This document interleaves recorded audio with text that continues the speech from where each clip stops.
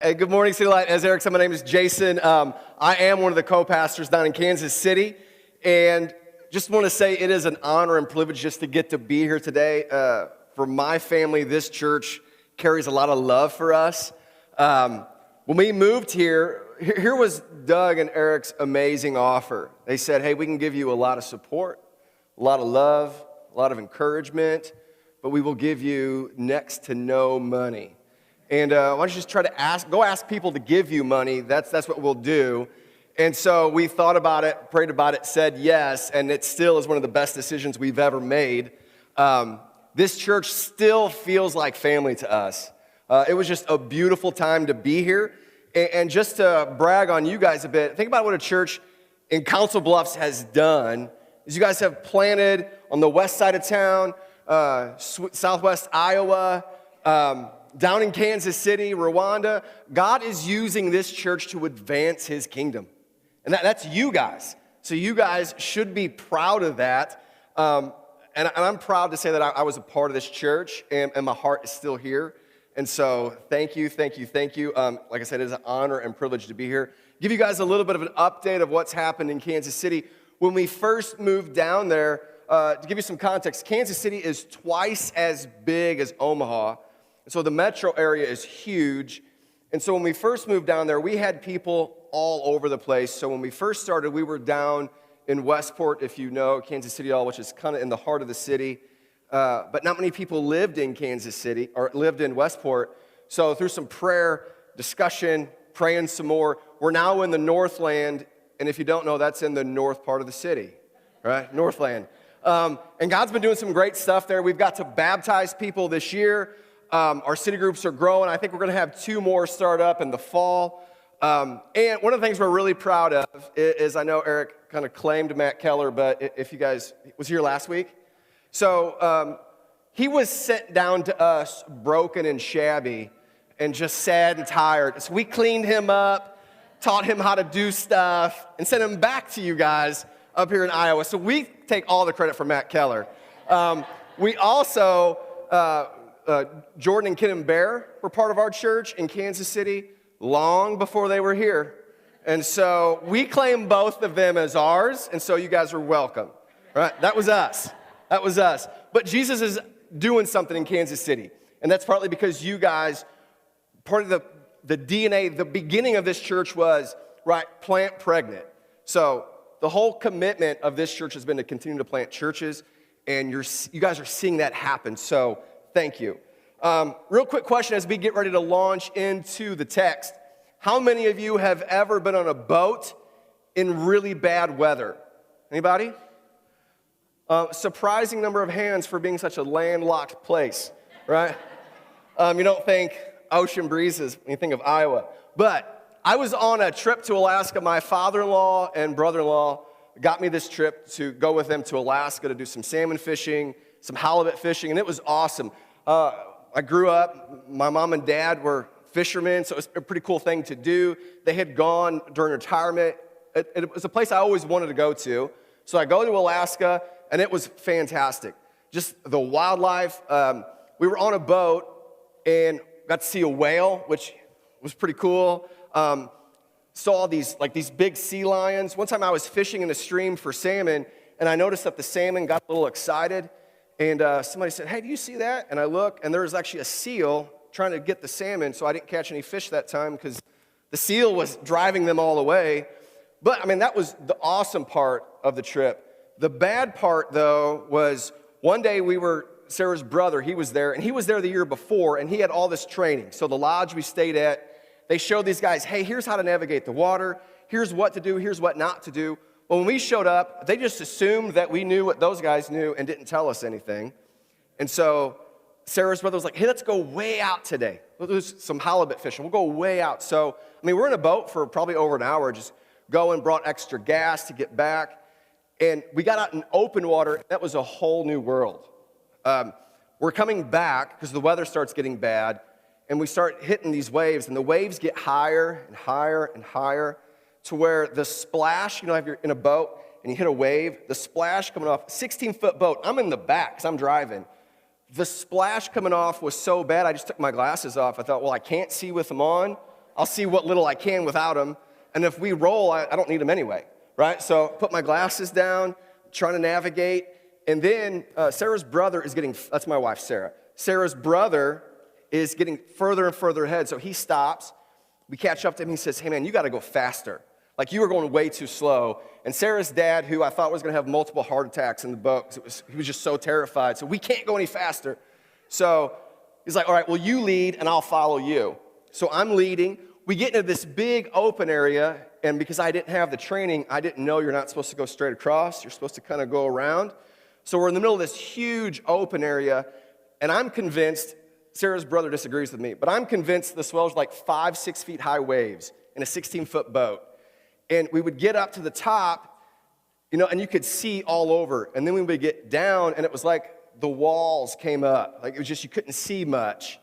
And I remember one time, we get up to the top of the wave, and then, have you ever been in a boat where it falls and hits the water? You ever experienced that? So, like, it jarred us. We come up, we don't ride it down, we just fall forever, right? We hit the surface of the water, it jars us, and when that happens, a wave hits us from the side, because we're out far enough now to where waves are coming from multiple directions. I don't deal with that on Missouri ponds. I just don't. So it hits me on the side, spins us 90 degrees, like 16 foot, we spin completely. I look, and here's another wave coming. So I hit the gas, I kind of get up. Somehow we made it back, and I thought, you know what, I've been with Sarah's dad now all week. If this boat roll, he's on his own. We need a break anyway, right? He's on his own. I got a life jacket. It's August. I'm not gonna freeze to death. I probably won't drown, right? I rationalize my way through the fear. The disciples are kind of in a similar situation, right? Although they've had the training that I didn't. So they're with Jesus. They've been teaching all day, right? Jesus has been working. And he says, hey, guys, let's get in the boat. Let's go across the sea. Let's get out of here, right? So they do that. They're on their way. And a storm picks up. And Jesus is asleep. They're panicking. Jesus is nowhere to be found. And just something to notice here is these guys are fishermen. So this isn't their first rodeo. They weren't me in the boat, right? They knew what they were doing. They were highly skilled. They've been probably navigating this body of water their whole life. And so for them to get panicked, it wasn't like, oh, there's a little breeze in the air, right? Like, they're truly nervous that we're gonna die. That's their thinking. It says a lot about the intensity of the storm. So that's their state of mind, and Jesus is taking a nap, right? So they panic, they wake Jesus up, they accuse him of not caring. So Jesus gets up, swaggers out, rebukes the wind and the wave, the wind and the sea obey. And now there's this interesting part in the story where it says the disciples were scared of the storm. Now they're scared of Jesus. It's changed a little bit. So here's what I want us to look at today.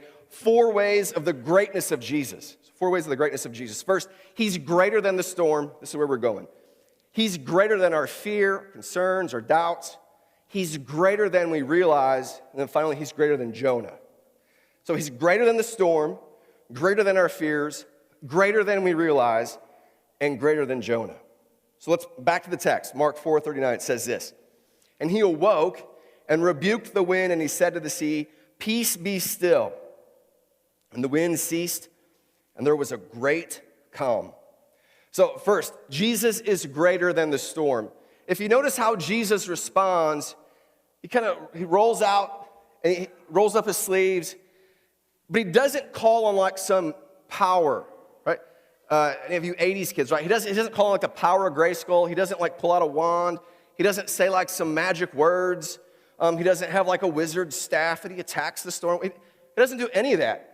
He just says, hey, storm, stop, peace, be still. And there was great calm. And here's the thing, there is nothing greater for Jesus to call on. Like when you talk about the most powerful thing, it is him. There's nothing greater. The Creator himself is speaking to the creation. He is greater than the storm. And when he speaks, it says it stops immediately. So when he speaks to the sea, it stops rolling, right? The wind stops. The sea gets calm. And the language implies that great calm. It's not that he spoke and then like the wind stops and the water's still choppy as it kind of mellows out if you've been on a big body of water. The great calm implies that when he says, peace be still, it goes from being chaos to almost like a lake that you could see your reflection in, right? It's quick. It's not like the sea's like, maybe I don't want to calm down. It's like a kid throwing a temper tantrum and Jesus walks in and says, hey, cut that out. And it goes, okay, and it just stops immediately. Jesus is greater than the storm. So let me ask you this question. How has Jesus calmed the storms you've been in? Like, what storms in your life have you gone through? And you can look back now and think, man, Jesus was in that with me. He calmed that storm. Say a marriage restored. The comfort you've experienced after the difficult loss of someone you've loved. Maybe a challenging financial or an emotional situation you found yourself in, and Jesus calmed that. I'm sure many of us can look back on our life and we think we threw Jesus a desperate prayer and he answered in ways we never thought imaginable. Our situation, our world felt out of control, chaotic, storm-like, and yet Jesus said, peace be still, and he calmed it. I remember the guy I was living with when I met Sarah, his dad was a pastor in a rough part of St. Louis, and his dad had a heart for people, and his dad worked a full-time job and pastored this church, and he said to me that there were times, they had seasons where financially it was just very difficult for them. And he said they would sit down to eat, and his mom would give them butter sandwiches, which is code for just a piece of bread with some butter on it. But they would sit down and they would thank Jesus, thank you so much for blessing us with this, because that's all they had. And yet, he said a knock would come to the door, they would get up and check, and there would be groceries there. He said this happened pretty often for them, never knowing who did it. And for him and their family, in the midst of that storm of not really having much, Jesus was greater. Which brings us to that first point, right? Jesus is greater than the storm. No matter what storm we're in, he's greater than that. So let's look at the rest of the story. 4:37 says this, and a great windstorm arose, and the waves were breaking into the boat, so that the boat was already filling. But he was in the stern, asleep on the cushion, and they woke him and said to him, Teacher, do you not care that we are perishing? Second point, Jesus is greater than our fear. He's greater than our concerns, our doubts, our worries. He's greater than that. The disciples, like I said earlier, they know a storm when they see it. This is not their first time out on this body of water. Right? Sea is raging, wind is howling, waves are crashing over the side of the boat. The boat is filling with water, and if this keeps up, they're pretty sure they're going to die. And where's Jesus in this moment? He's asleep. So when I just ask you about that storm that you went through during that time, or maybe you're in it now, did you ever wonder, Jesus, are you asleep on the job right now? Like, I need you to show up and do something. Where are you? When we go through times of difficulty, seasons of doubt, moments of pain, it's pretty natural for us to ask that question, where are you, God? And I think it's a pretty fair question, or much of the Psalms would have to be gotten rid of. Where are you? So, for instance, my brother was married, had a new baby, and died at the age of 19. That's tragic. I talked to a guy earlier this year who took his 6-month-old in for the 6-month checkup to discover that she was deaf. I recently did a memorial service for a woman in her 40s who died of cancer. And it's in these moments, we hear those things, and it feels like the wind is howling, the sea is raging, our situation, our boat is filling up with water. We don't know if we can take any more, and we cry out, God, where are you? Don't you care? Have you ever thought, God, if you love me, if you care for me, you wouldn't let this event happen, this moment happen. You wouldn't put me in this season, and yet here I am. If you love me, you'd keep me from this. Anybody felt that way? I've felt that way. But let me say this. If you have felt that way, Jesus is still with you in the boat. Right? He's still there. He hasn't left you or abandoned you. Our fear, our doubts, our concerns, our questions, they don't drive Jesus away because Jesus is greater than our fear. He's still with us. Psalm 23:4, right? Even though I walk through the valley of the shadow of death, I will fear no evil, for you are with me. So when death is so close, its shadow is on us, the psalmist says, you're with me. So in the midst of our storms, know that Jesus is with us. We may not see him, we may not hear him, we may not feel his presence, but Peter, who is on this boat, and Mark is his account of Jesus' life, he writes to a church later that says, cast your cares on him because he cares for you. So the same guy saying, don't you care for us, after he goes through this, encourages believers to cast their cares on Jesus because he cares. Jesus does not panic. He's not wringing his hands in worry. Jesus is actually, he's so not worried that he sleeps even when the storm rages. And he doesn't sleep out of indifference. He actually sleeps out of confidence. Right? We freak out and worry. Jesus speaks peace and calm.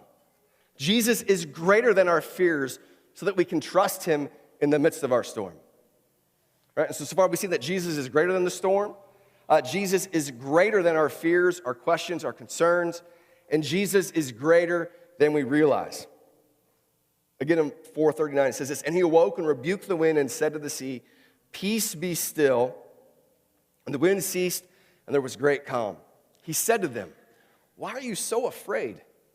You still have no faith? Or have you still no faith? And they were filled with great fear and said to one another, who then is this, that even the wind and the sea obey him?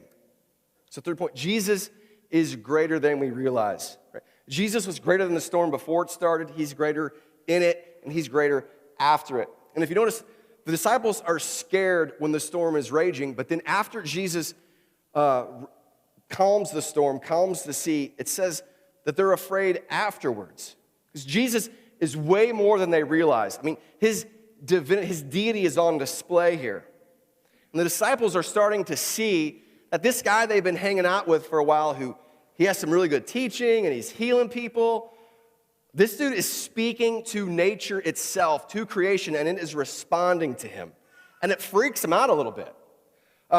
There's this movie phenomenon, John Travolta's in it, it's one of Yarden's favorite movies. It's a guy who's all of a sudden he's given these abilities that he didn't have before. And he's like this nice, sweet guy, and all of a sudden he's able to learn things quickly. He's able to like shatter glass with his mind. His character doesn't change much, but the people perceive him differently, and now they're scared of him.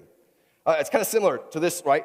Jesus is mysterious. Like, I think they kind of had him figured out, and now they're not sure what to do with him. He's this mysterious, powerful, in control, fearless, sovereign, not merely a nice, sweet guy, but he's the God-man. Disciples are beginning to question, who is this guy? We thought we knew who he was, but he's way bigger than we thought.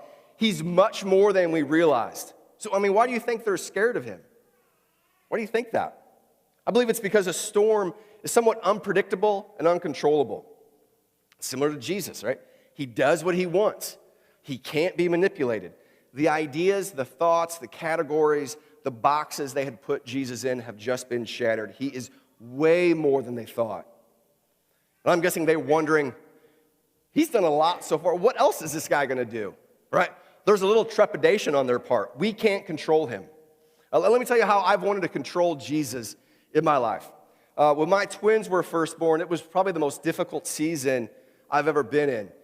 Not because all of a sudden I went from 2 kids to 4 kids, although that was kind of stressful. It was, I just didn't sleep much during that season, and I understood truly why sleep deprivation was a form of torture. Like, I remember saying that out loud. I get why people do that. Man, this is horrible. So I had that going on. Also, my dad was in the final stages of Parkinson's disease and died shortly, like, in that time. And also, I had some issues at the church I was pastoring, I was working through, and it just felt like a lot. Like, it was just a lot. And I remember exactly where I was. When our house in Pittsburgh, you could walk in, and there was a staircase that went up, and there was a landing up there. And I was up in that landing. I think I was up again because a baby was crying, and I had just put her to sleep. And I thought, God, this makes no sense. Like, if I could write this, this is not how I would do it. I just can't see any sense to this. If you loved me, if you really cared for me, you wouldn't be doing this. I get you're sovereign and in control, but why this? I wanted to take control of Jesus and tell him how to fix my life right then and there, but he was way greater than I realized. He's so much bigger than we know. Tim Keller, quoting about Mark 4, says this: if you have a God great enough and powerful enough to be mad at because he doesn't stop your suffering, you also have a God who's great enough and powerful enough to have reasons that you can't understand. I don't know what God was up to. I have some ideas. I don't know exactly what God was up to in that whole season.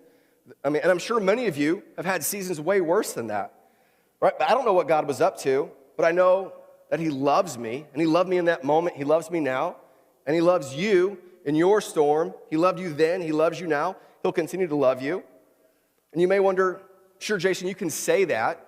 It can be a little trite sometimes, like, oh, yeah, it's all working out. But what proof do we have of that? Like, is it all just going to work out, or is really Jesus in control? Is he working things out for our good and his glory? Well, the answer to that comes in the next point, and that is that Jesus is greater than Jonah. You might wonder, what does Jonah have to do with this? But we're going to read Jonah 4 through 6, then we'll skip down. Should be up here. But the Lord hurled a great wind upon the sea, and there was a mighty tempest on the sea, so that the ship threatened to break up. Then the mariners were afraid, and each cried out to his God, and they hurled the cargo that was in the ship into the sea to lighten it for them. But Jonah had gone down into the inner part of the ship and had laid down and was fast asleep. So the captain came and said to him, "What do you mean, you sleeper? Arise, call out to your God. Perhaps the God will give a thought to us, that we may not perish." Then skipping down to 15. So they picked up Jonah and hurled him into the sea, and the sea ceased from its raging. Then the men feared the Lord exceedingly, and they offered a sacrifice to the Lord and made vows. So I believe Mark wants us to see, he wants us to think of Jonah as he's telling this story. And I'd say it's way more accurate to say that Jonah, when we read the story of Jonah, he's pointing forward to, it's a picture of Jesus to come. So let me show you some similarities between these two stories. Both men, Jesus and Jonah, are asleep on the boat. Both of them are not just asleep on a boat, they're asleep on a boat in a storm. Both group, the sailors and the disciples, believe they're going to die, right? Both Jesus and Jonah are responsible for calming the storm, and both the sailors and the disciples are scared after the storm. So they're scared in the storm, and they're scared after the storm. And if we would have been steeped in the story of Jonah, as we're reading this story, we would be anticipating Jesus being thrown into the storm. It would almost feel off if he wasn't. And so the big difference, though, is Jonah, right, he's thrown into the storm. Jesus speaks to the storm. And one of those reasons is because Jesus is greater than Jonah, because he's the creator. He speaks to creation and it listens to him. But the one storm that can rage forever, that we don't have any control over, is the storm of eternal justice from a holy God. We cannot weather that storm, but Jesus can. And this is why he is greater than Jonah, because we aren't perfect. And we need someone who is greater than the storm of our sin, our imperfections, our rebellion against God, our desire to be God, or to replace him with things other than him. And in the face of that storm that's coming for all of us, we cry out to Jesus, "Don't you care? Will you help us?" And Jesus responds not by telling the wind and the waves to be still, but throwing himself into the storm of God's wrath on the cross so that it does not take us under. See, like the cross shows us that Jesus is greater than any storm we could face. There is nothing bigger than that. The eternal storm we all face, Jesus says, "I got this. I got this." The cross shows us that Jesus is greater than any fear we could have. Because if he's willing to die for us, what else is he willing to do? He's going to take care of us. He knows our greatest need, and he's handled it. And the cross shows us that Jesus is way more than we realize. He's not just a good teacher or a healer. He's not just powerful and in control and sovereign. He's also caring and kind and compassionate and motivated by love far beyond we could ever hope, think, or imagine. So this morning, if you haven't placed your faith in Jesus, your hope in him, your trust in him, I would ask that you would do that this morning. So here's how we're going to do that. First, we would admit our need of a Savior, that we aren't perfect, that we need Jesus' perfection. And just like the disciples called on Jesus for help, we do that. Say, Jesus, I need you. I need you to help me face a storm I cannot face on my own. Secondly, we believe that he is the one that saves us, not our record, not our works, not our performance, but only him. Our sole hope, trust, faith is in him. Then thirdly, we commit to him for the rest of our lives. So see, let's be the kind of people that when we face storms, we can humbly and confidently say, Jesus has this. We continue to trust him. We don't understand everything, but we say, he's got it. We can look to the cross and see, this is what Jesus has done to take care of me, so I can trust him with my questions, my doubts, my fears, my concerns.